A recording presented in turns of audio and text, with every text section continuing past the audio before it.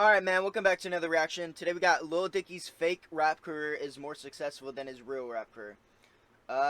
Yeah, I'm watching this as someone who is a pretty big fan of Lil Dicky. I've been listening to his music for fucking years now, probably since like what, 2016, 2017? Fucking the dawn of him. Yeah, let's not waste any time though. Let's just get right into this one, man. White rappers are usually labeled as corny when they enter the music industry. I'm gonna be pretty biased on his side, to be fair, because I really enjoy Lil Dicky's music, man. Many rappers have this cool mystique about them, which attaches a persona to complement the extraordinary lifestyle they live and rap about. Often when white rappers try to create this cool persona, it comes off as inauthentic and is rejected by the masses, which then leads to artists like Lil Dicky, who lean into the white rapper stereotype to ironically find a place in hip-hop. Now make no mistake, Lil Dicky is undoubtedly a talented rapper. Extremely talented. That's not, you know, fucking what we didn't undersell realize his music. is that his life story of being an out-of-place suburban white dude reaching the pinnacle of the industry would make for way better television than music. His show Dave on FX, which is essentially about his life story, is absolutely dominating right now. And absolutely amazing. If you're not watching Dave, you need to go fucking stream this shit. This shit is great. But because of the success of the show, Dicky has only released 2 songs in the past 8 years. Yeah. This is going to create a whole new set of problems for Dave, and if he doesn't make the right choices, his career will be in a dangerous position. Yeah, he'll be looked as more of a comedian and more of a actor than an actual rapper. A few months before Lil Dicky released his first song, his girlfriend and parents begged him not to pursue a rap career. On a vacation in Hawaii, they told him his music was too racy, too edgy, and that this music would potentially ruin his potential for getting jobs in the future. In hindsight, the only reason he has a job now is because of this music. In late 2012 and early 2013, Dicky was preparing to release his debut mixtape called So Hard. He was now 24, 2 years out of college, living in San Francisco and working at an ad agency. All of his extra money and free time was spent producing a rollout for this mixtape. But this tape was actually the beginning of his plan to become a comedian. He loved rapping, but he thought it would be easier to get attention through music since there wasn't much competition in the comedy rap space. Then he would use that attention to move on to his... He talks about this, he actually talks about this a lot, but in Russell Westbrook on a Farm too, he talks about it a lot. Actual dream. Or at least a little bit. Like a very serious attempt at being like an entertainer one day, most likely a comedian. And like when I graduated college, I thought about the best way to approach that. And I thought rap was an interesting angle because I could be just as funny as I always could be, in my opinion, but you could get noticed way easier. There's way fewer competitors. Like I didn't see anybody in the comedic rap space. His plan was to release a visual or piece of content every single week for 5 months straight. So many of these songs, all classics. The Lion King, Ex-Boyfriend, Staying In, Jewish Flow, Sports, oh my god, Darwin. This was obviously risky, A spending bunch that of much classics, time, effort, and money on a rollout before ever releasing a single song. Lucky for him, his very first song went viral. On April 25th, 2013, Lil Dicky released his first music video for the song Ex-Boyfriend. I didn't know And Ex-Boyfriend was barely his first song. It was a story. Lil Dicky got into a romantic relationship with a girl, and the night they were going to sleep together, they bumped into her ex-boyfriend. He thought the ex was a borderline perfect male specimen that Dicky could not compete with. A whole verse was... Bro, if you haven't watched... I first started watching these when I was like 15, 16. If you haven't watched these, man, you need to go back and watch these 100%.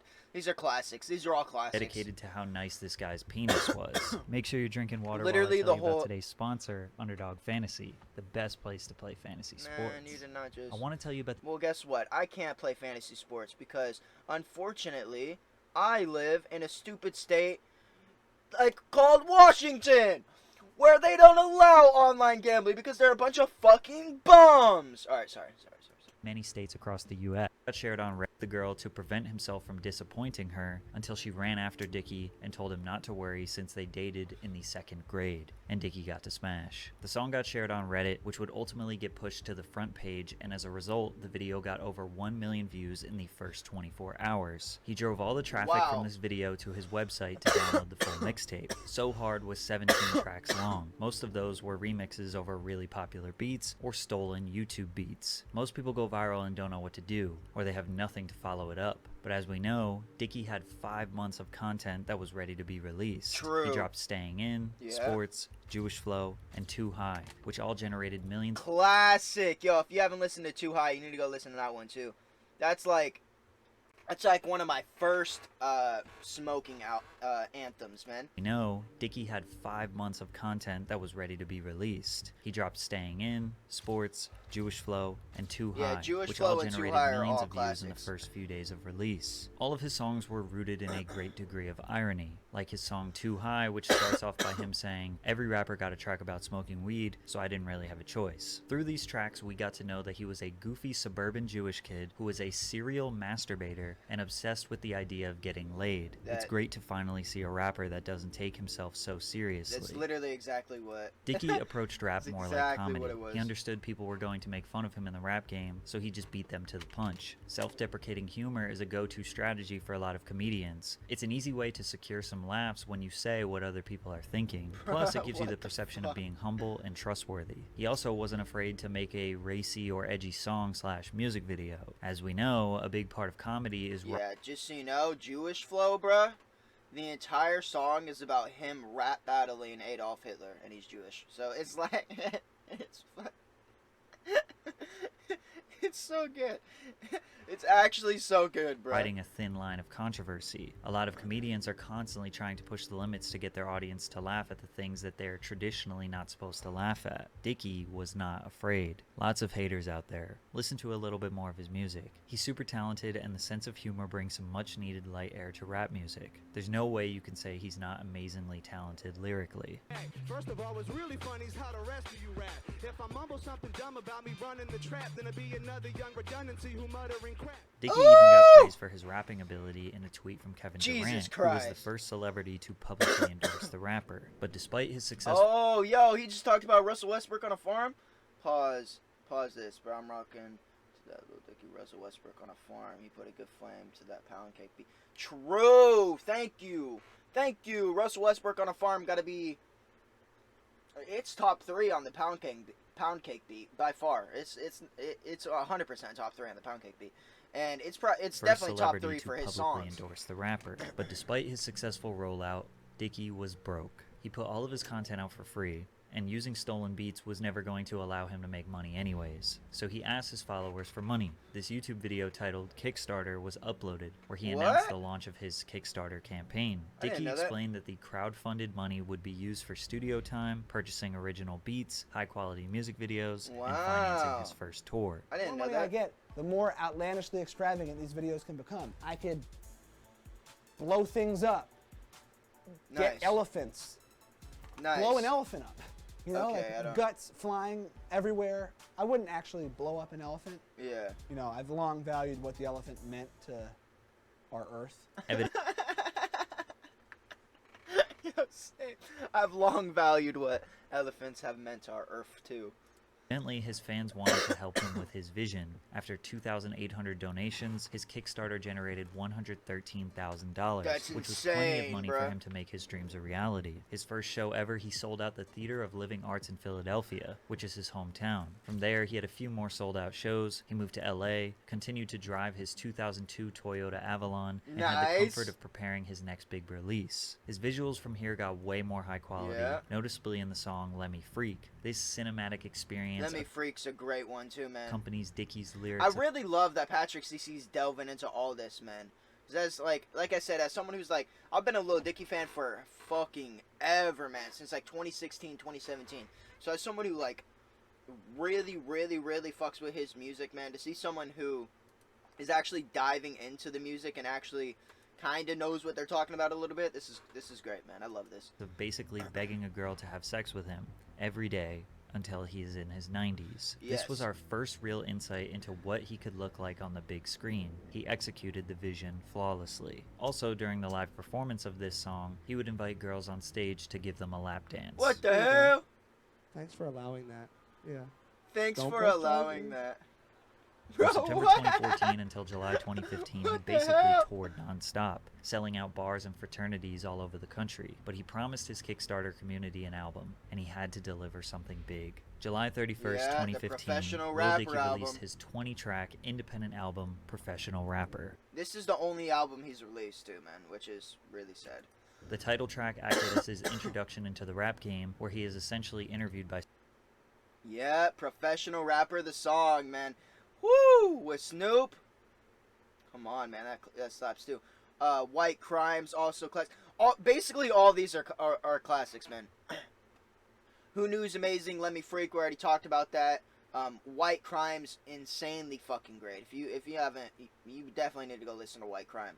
Molly's really great too, and it's not you would think. Oh, Molly, it's about like the drug.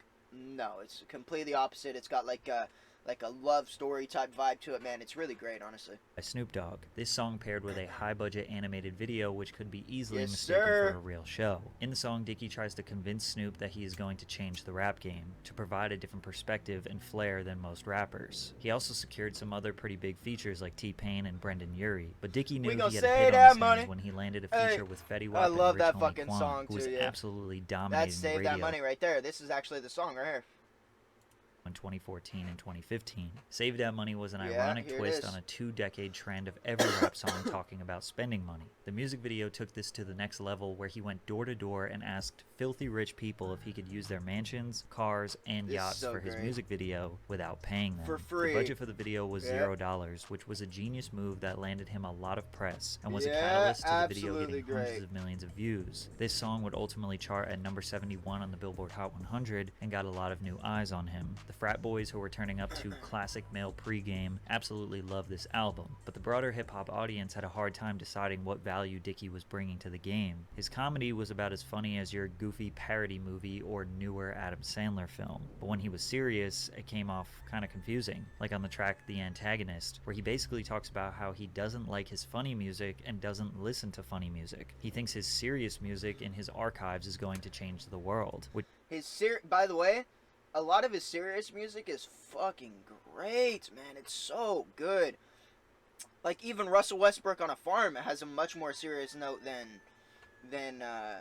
you know, a lot of just his seemed fucking kind of funny odd tracks. to denounce the very thing he was known for and that his fans loved him for. Also, instead of talking about this greater music that you have, why not just release it on your debut album and find out if it's really as great as you think it is? Dicky still had to prove to the mainstream he was worth paying attention to, because we didn't know if we should consume his music seriously or laugh at his Weird Al Yankovic / Lonely Man, Island. like this whole thing is acting like I don't want to say this whole thing because I really like Patrickcc's videos and everything, but it's almost acting like he only has funny music out there when in reality you just haven't went and listened to the other music, you know what I'm saying? Which obviously he talked about Russell Westbrook on a Farm, which I mean obviously listen to that one, but Style. there's no way you consider that one a fucking funny song, like you know, funny music. That song's fucking full with, I mean, you just gotta listen to it, man. Like, I shouldn't have to fucking explain it. What the fuck? One thing we know for sure is Charlemagne wasn't impressed. The shit I'm making's always tight. It's like a yoga store. They all up in the other boat. It's why I'm overboard. That was a hot bar, though. The shit I'm making always tight. It's like a yoga store. Now, his interview actually gained him a lot of sympathy because people thought Charlemagne Yeah, Charlemagne's a bitch. I'm sorry, Charlemagne. I never really liked you, bro. I hate to was put it. being rude and disrespectful towards him because he's a white rapper. Not sure if that's exactly what Dicky wanted, but views are views. In 2016, he started getting more mainstream attention after he was part of the star-studded XXL freshman list cover. He Yes, was also sir. landing major brand sponsorship. So, Jesus Christ. Wow, wait. So I listened to Lil Dicky before 2016 because if he was a part of the 2016 freshman class, I was listening to his music back in what 2014 then? Holy shit. That's insane, bruh. Cuz everyone during the 2016 freshman class, I was listening to all of them religiously. 2016, he started getting more mainstream attention. This is when they after he all, was like, part first of the came out. star-studded Was it 2016 or was it?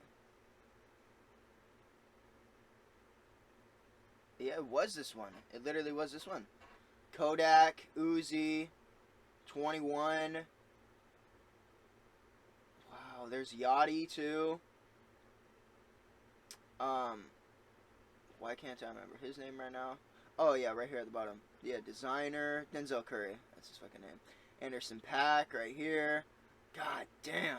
XL freshman list cover. Just He was full also of landing motherfuckers. major brand sponsorships with Trojan, EA Sports Madden, and Beats by Dre. When he Okay, did what the hell? freestyles on radio stations, he knew he was going to be broadcasted to And he true hip-hop smacked. fans, so he would try his best to impress He them. would Hey, that's a good slap. ass life. Only thing I got left, find a good ass wife. But yo, I gotta hit these hoes first. Don't tell mom. In a year, I'ma bend over Michelle Obama. Sheesh. Oh, they was sleeping, but now they awake. Izzy or Drizzy or Louis C.K. If he was both of them bitches with both of them businesses, shit would be crickety cray.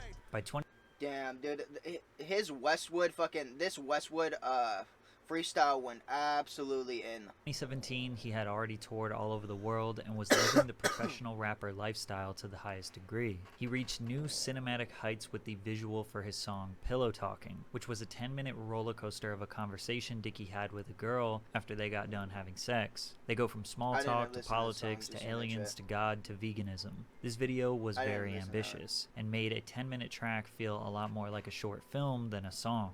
In fact, it was the 49th most expensive music video ever made, Holy landing shit. somewhere around $700,000. Oh my The high expense God, likely came what from the the- CGI what the soldiers, hell? dinosaurs, and feature from Brain, which That's is an insane. animated character voiced by Dicky. Brain easily stole the show because he was adorable and undeniably cool. His animation was done Yeah, I didn't watch flawlessly this. and provided some comic relief from the extremely awkward and chaotic conversation. He even ended up releasing a whole mixtape as Brain, which was a cult classic for his fans. Around the same time that this video dropped, Yeah, never he watched had this. another big Dude, announcement that he what was was the point of working blurring on a that if you just TV weren't gonna show. blur it But in it the takes so second one, long bro? to Like, develop what the that you fuck? won't really see any of that for like a year and a half, but it's in the works. In this interview with XXL, Dicky also mentioned that he didn't like to rush through his creative process. Most people rush for the sake of money or fear of falling off, but Dicky has an extremely modest lifestyle, positive money-saving habits, and no kids or family to provide for. Plus, his audience is extremely loyal, so he can afford to take large breaks to focus. I think my TV show is going to be my big thing, so I'm pretty focused on that, and I think doing that will lead to all of the other opportunities I want. This couldn't be more true. However, Dicky's 100%. I mean, let's be real. Like his. Actually, I don't know because like his show is doing so big, but like when you compare to his YouTube numbers, he has multiple videos that did over like 50 mil. So like, I mean, do we think, what is that like? Let's just say 100 million people, right? That's a low. That's 100% a low. But let's just say 100 million people watched it. Do we think 100 million people are gonna watch his show? That's kind of the question, right? still had some noise to make before he would fully make the transition. Dicky was watching the movie Freaky Friday, the Lindsay Lohan version, when he thought, what if I switch bodies with a singer that could dance? Since Chris Brown was one of the yeah, this shit's classic. first artists to show him Yes, support, sir, he I knew he love was the this, perfect dude. candidate for the job. Freaky Friday was a song about what Lil Dicky would do if he woke up in Chris Brown's body. He said he would FaceTime Kanye West, sing, dance, and say the N-word. Then, Chris Brown woke up and was Lil Dicky, which he obviously hates, and tried to do anything he could to get back into his own It's a body. great concept, Even though the man. concept was inspired by a movie that was then rebooted, Dicky received praise for his creative genius, since it never had been done in music form. Yo, don't sleep on Lil Dicky. I can see Lil Dicky like in a show. I could see Here's just the way he Dante. be acting. Like I could see him in like a TV show. I don't know what type of TV show, but I don't know. Hey, there you He's go, just you he's called very it. funny. I Dante would watch a Lil called it. Dicky TV show. However, Chris Brown's performance and acting easily stole the show, and cameos from Ed Sheeran and Kendall Jenner helped for the memes. The song peaked at number 8 on the Billboard Hot 100, It and Lil definitely Dicky did was steal a the show, certified goddamn. mainstream success. He thought his next song, Earth, was going to top everything he had done before, but unfortunately, that was not the case.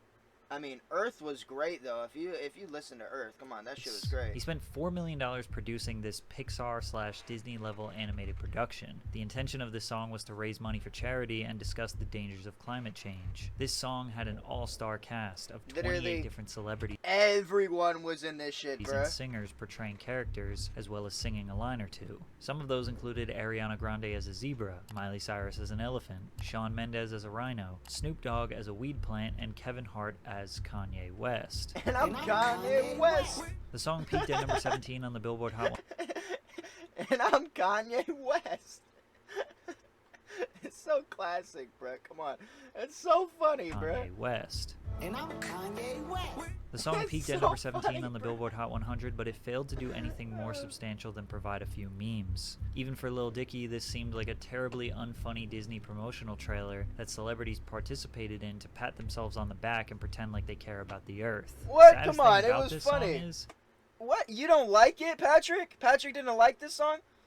I thought it was funny, man, personally, but whatever. and to pat themselves on the back and pretend like they care about the earth. Saddest thing about this song is, this is the last major single that Lil Dicky has released since 2019. And the reason for that? Because his dream of being a Hollywood star was about to come to fruition. Yeah, as he season started 1 of his his show. show Dave was announced to release in early 2020. Which if you haven't Everyone, watched when's this, the new you're- album? Dave, yo, here's my new show. Initially, fans were disappointed, but with the pandemic about to settle in, they didn't realize they were about to love this next step for Dicky. Dave premiered on FX on March 4th, 2020. The show focuses on a slightly fictionalized version of Lil Dicky's life. Yeah. He plays himself as a suburban man It's in his absolutely 20s that great. is entirely convinced that he is destined to be the greatest rapper of all time. His show is a lot like his music. The performances are great, the quality is top notch, but it's really just for fun and to make people laugh. Dave is complimented in the series by his two real-life friends, Andrew Santino, a Wait, prolific Andrew stand-up Santino's comedian, his friend? and Gata, his And hype man. Just Why'd he pick a picture of Andrew Santino in the bath, bro? Like, that was weird.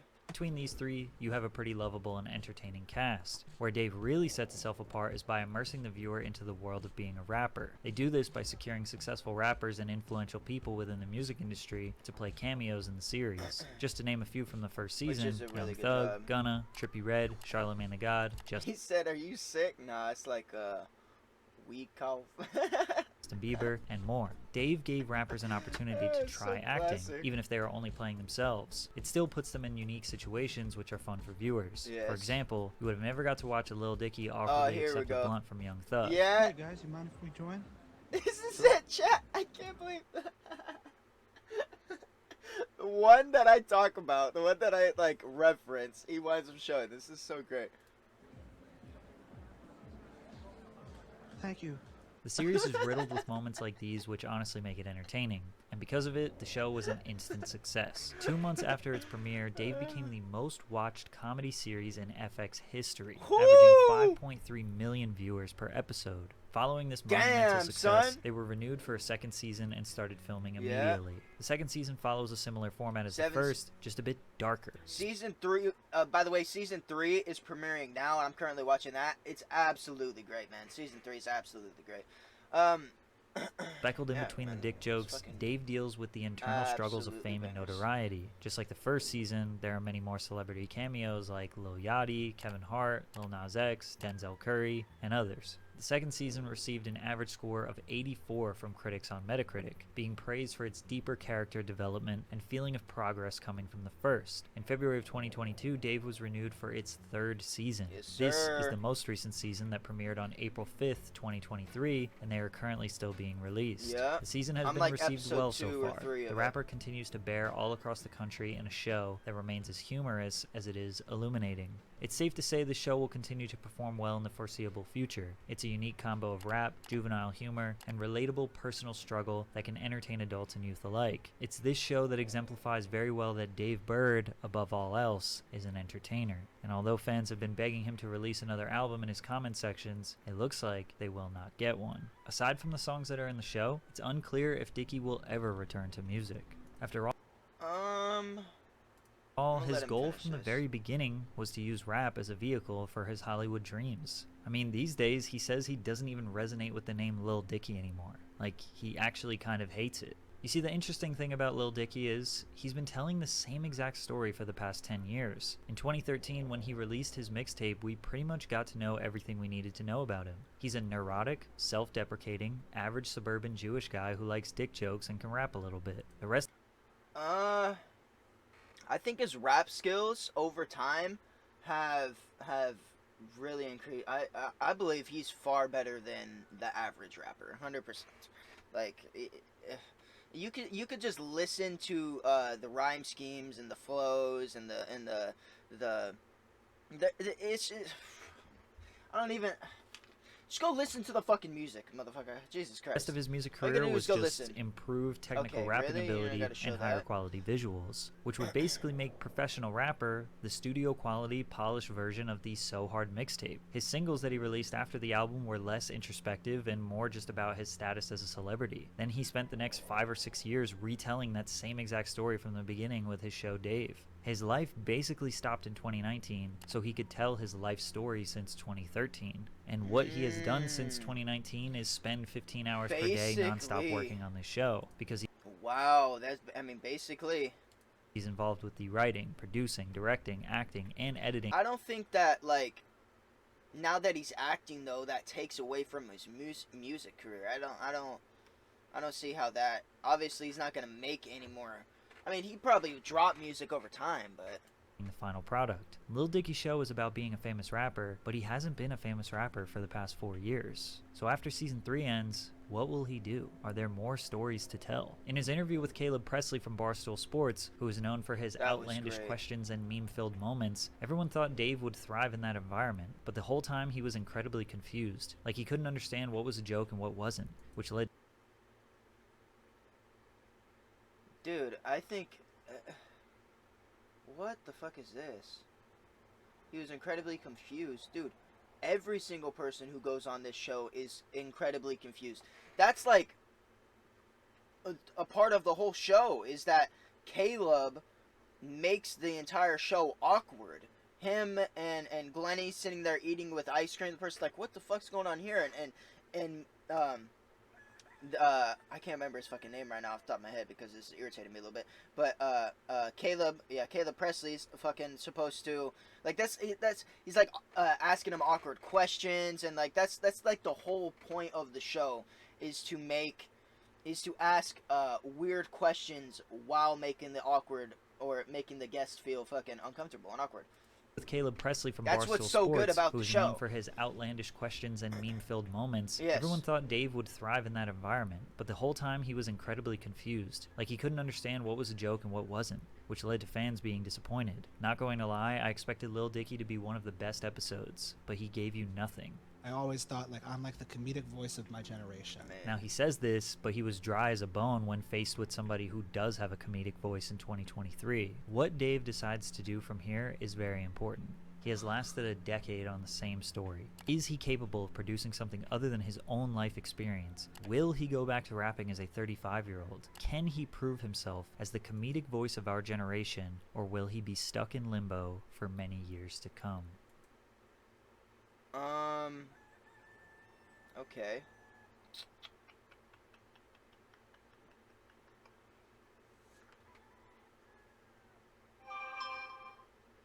I'm trying to think of, like, final statements, but